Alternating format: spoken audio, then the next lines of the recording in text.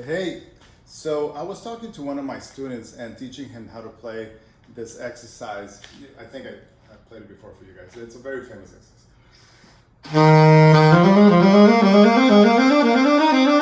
Etc., etc., etc. And I was playing it for him like in a ridiculous speed.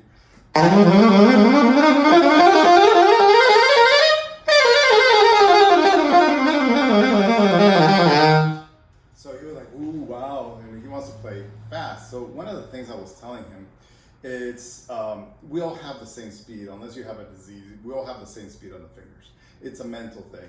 And one of the things he can do is work on parts of the exercise back and forth. So let me show you. So if we have if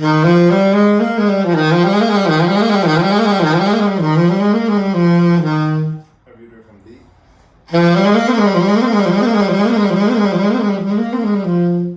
So you cut it into little pieces, and that helps a lot. Let's do another part. So let's say I'm teaching him how to play the arpeggios. So he's gonna do, you know.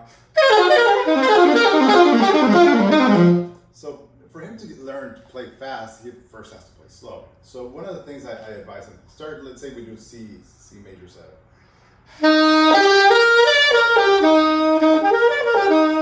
And go back and forth until you feel comfortable.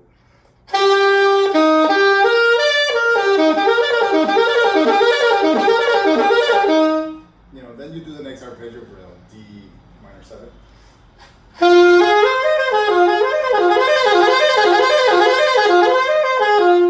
And then you can combine both of them. So yeah.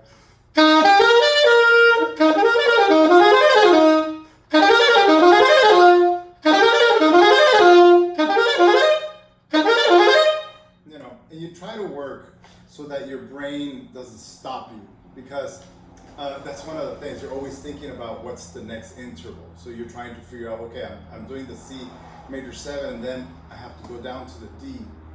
And that usually stops your process, not automatic. So getting to the automatic part, you know, you can practice with a metronome, which is always useful. That's what I did all my life.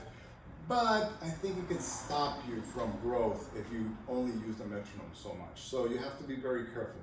Play a little bit more small things and repeat them many times at a slow tempo, and increase the speed and try to make it so that it's, you know, automatically quick. So if you have, again, let's say we do the C major. Let's say your difficulty goes from C to E.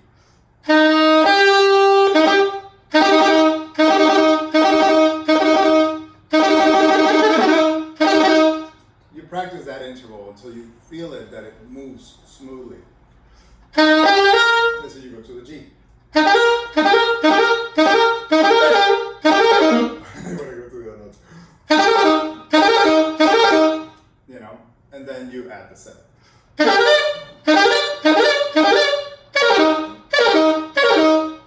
Sometimes, you know, of course, to do it at that speed, it'll take time. But I'm trying to make it faster for you to figure it out. Anyway. So, yeah, work slow. You don't need to use the metronome all the time. You might want to put it on, make sure that you're on the right track.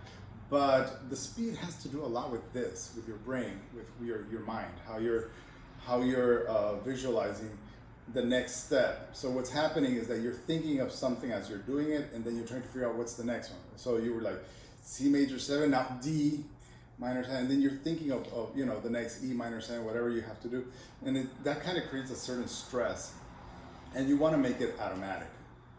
You know, just practice in that mindset, see how it goes, and then you can extend it. So you say, all right, I'm going to have a C major 7 starting on the low notes here. And the next the next chord going up. And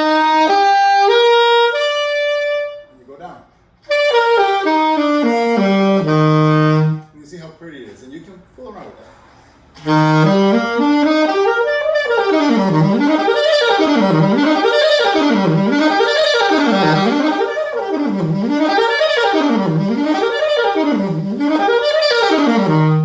Make crescendos, decrescendos. If you want, you can alter one of the notes. I remember when I was learning music, I didn't know all the exact details of everything. But I would find like, let me alter the sevenths. In this case, I'll alter the B to a B flat.